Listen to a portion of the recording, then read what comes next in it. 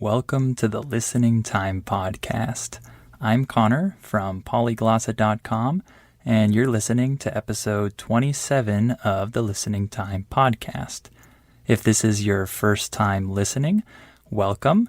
You've found a great tool to help you practice your listening comprehension in English.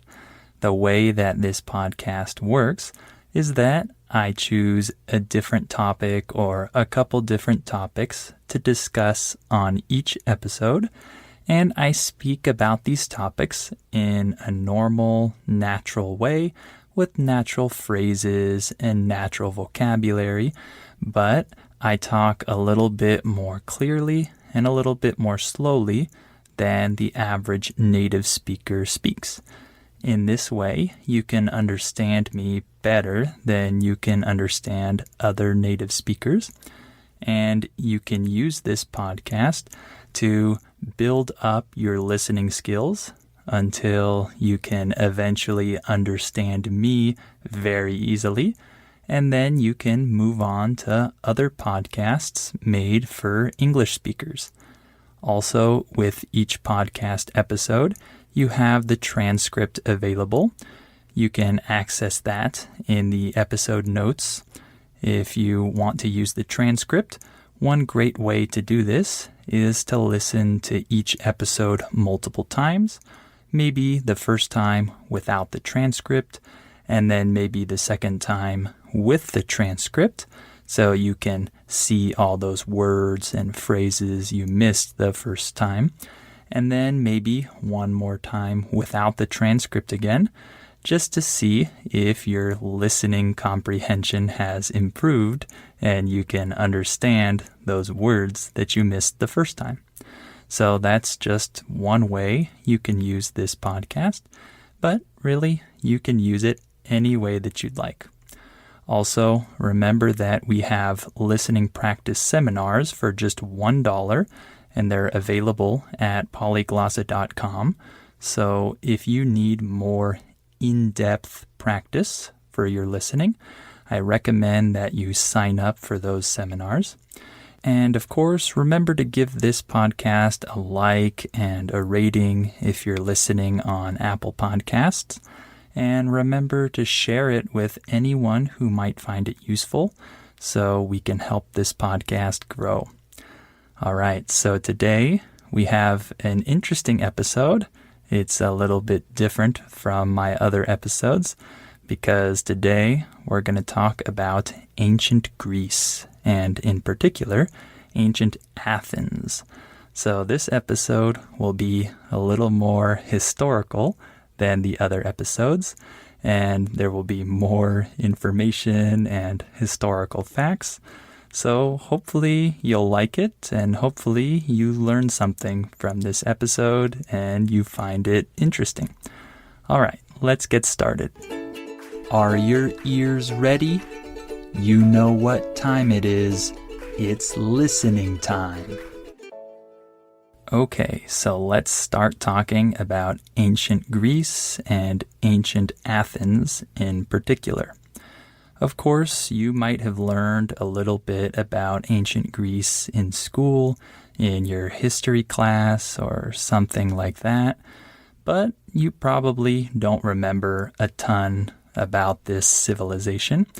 But this people, this culture, was very important and is still very important to the world today, because today we still have many things that were influenced by the ancient Greeks. So, of course, they had a very big impact on our world. So, we're going to talk a little bit about the history of Athens, the capital of Greece, and we'll just give a general overview of how Athens became a world power and the influence that it had on the rest of the world. When I say an overview, I'm saying a summary. So if I give a brief overview of something, I'm giving a short summary of something. So I'm going to try to give you an overview of the history of Athens. And first of all, it's important to note that one of the reasons why we know a lot about this culture and this civilization is that there were some good Greek historians that wrote about that time period. The most famous one was probably Herodotus, and there were some after him as well. For example, Xenophon and some others. So we have some great writings from these historians, and really this period was basically the start of historical record keeping, if I'm not mistaken. I think in an earlier episode I used the phrase, if I'm not mistaken. This just means that I'm not 100% sure about something, but I'm pretty sure that it's true. So we can use that phrase when we give some fact that we're almost sure about, but we're not 100% sure about. So if I'm not mistaken, I believe that this period of ancient Greece during the 5th century BC, the 4th century BC, this was the time period when historians started keeping records of what happened in history. So that's pretty cool because we can learn about our history. So ancient Athens became the ancient capital of democracy, philosophy, art, literature, science, and of course there was also a lot of war in that time period in Athens. So there were so many things going on at the time, so many important things. So let's talk a little bit about how it all started. So Athens was once a very small town. Before it became a world power, it was just a small town in Greece. It wasn't anything special.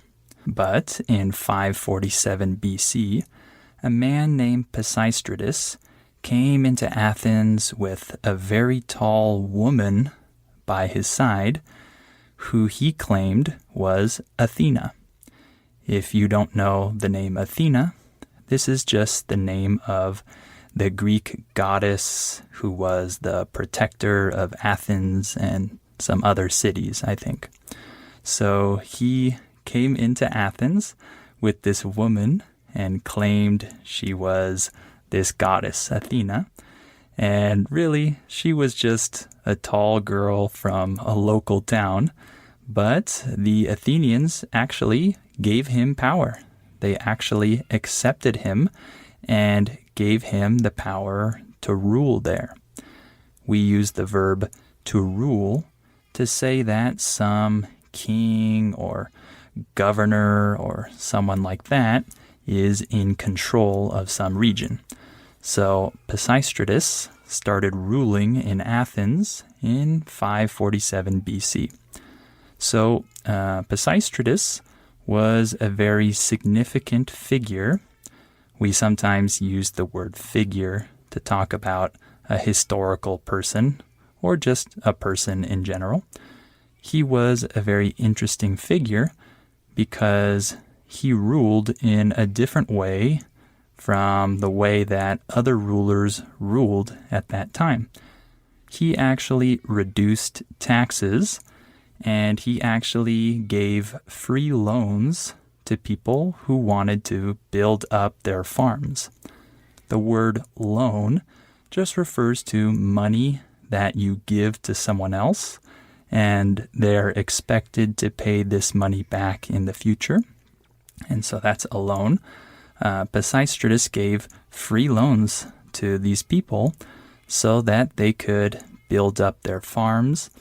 And the result of that was that agriculture flourished. We use the verb to flourish to say that something becomes very good, it grows, it becomes successful. So, for example, I could say he flourished in his new job. This just means that he did really well and became very successful in his new job. So the agriculture in Athens flourished because of the policies of their new ruler. So one of the greatest products of this agricultural growth was the production of olive vines. So the word vine refers to the thing that carries olives or grapes or other fruit like that, right? When you pick grapes or olives, you pick them from the vine, okay? So Athens started selling olive oil to other empires at that time, and the citizens of Athens got a little taste of freedom and liberty for the first time. So that's why Pisistratus was such an important figure in ancient Athens. Another important figure at that time was a man named Cleisthenes. Cleisthenes was actually the brother-in-law of Pisistratus, and he grew up under his brother-in-law's rule. So he became a man and grew up during that time period. But when Pisistratus died, his son Hippias took over. When we use the phrase take over, we're saying that someone takes control of something.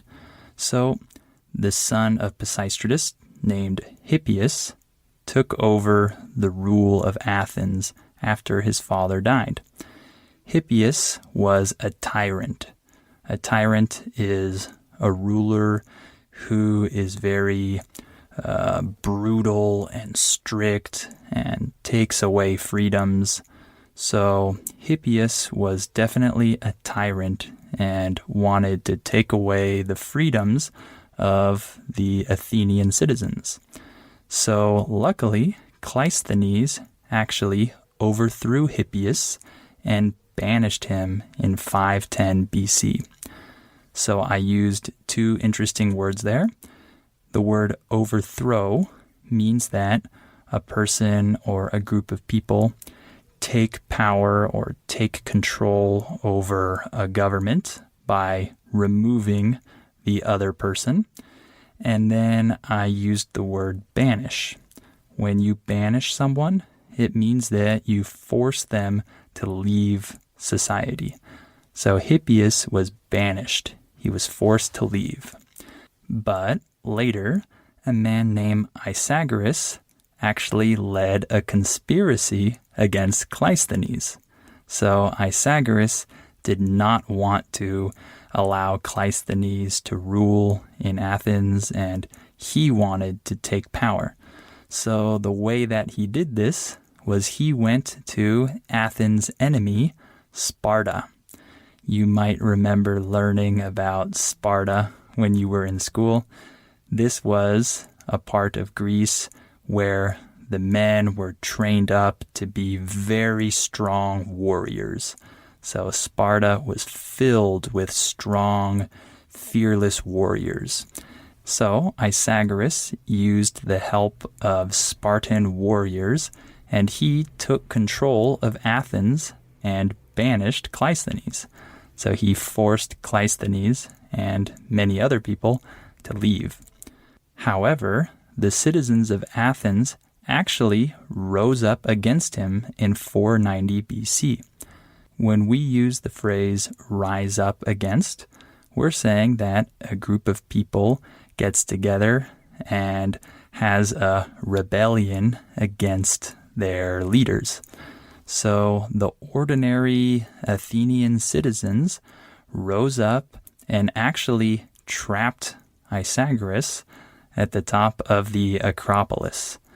This was actually the first time in recorded history that the ordinary people rose up against their government and took power.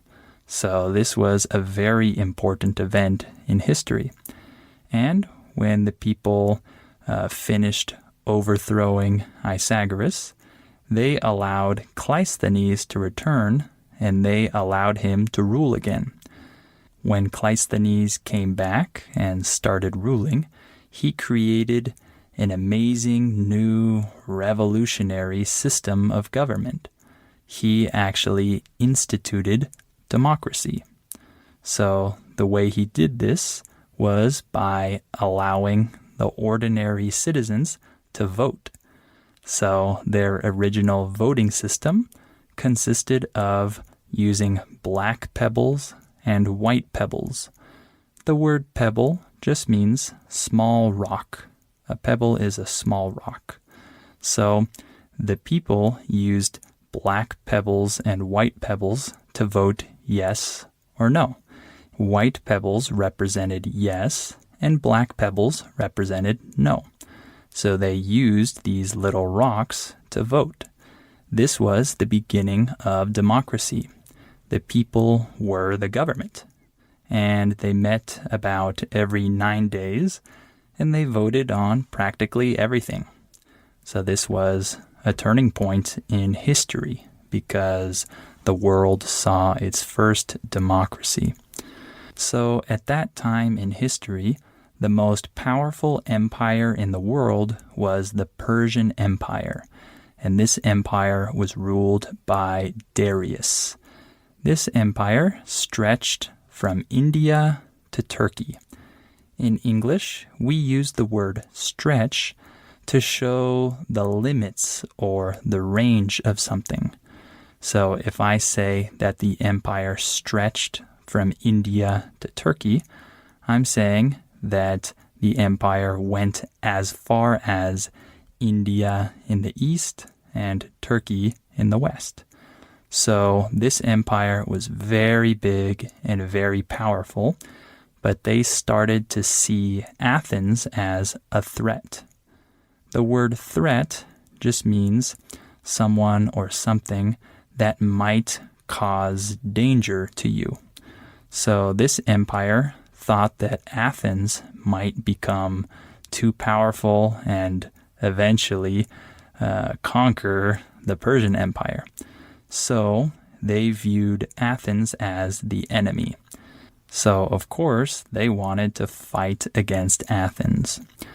And one of the most significant battles was the battle at Marathon. If I'm not mistaken, I think this was the first time that the Persian Empire fought against Athens. So the Persian army outnumbered Athens 2-1. In English, when we say that someone or something outnumbers something else, we're saying that that thing had more people or more things than the other thing. So the Persian army had many more men than the Athenian army. So, of course, this was bad news for Athens. And one interesting thing that happened at this battle was that a man named Phidippides actually ran all the way to Sparta to try to ask them for help to fight the Persians. So this man actually ran 140 miles in only 2 days. So this was actually the motivation or the inspiration for our modern day marathon.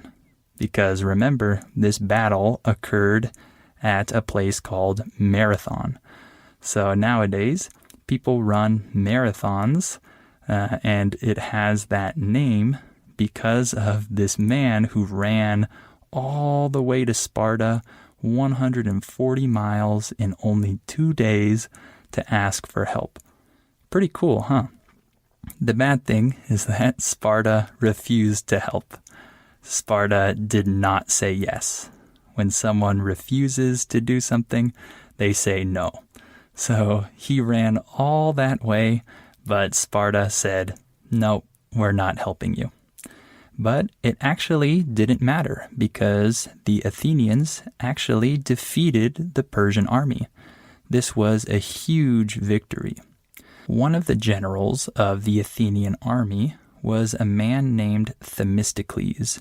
He was also a politician as well. He was a political figure. So I mention him because he did something very important for Athens.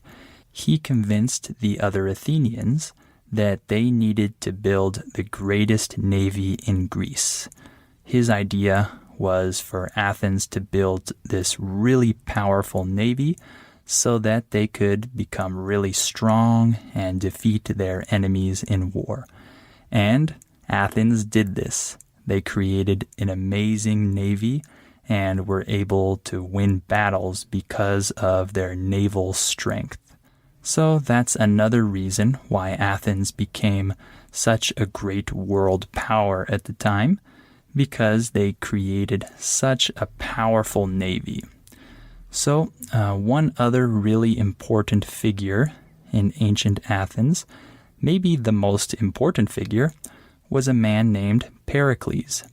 He became the leader of Athens in 461 BC.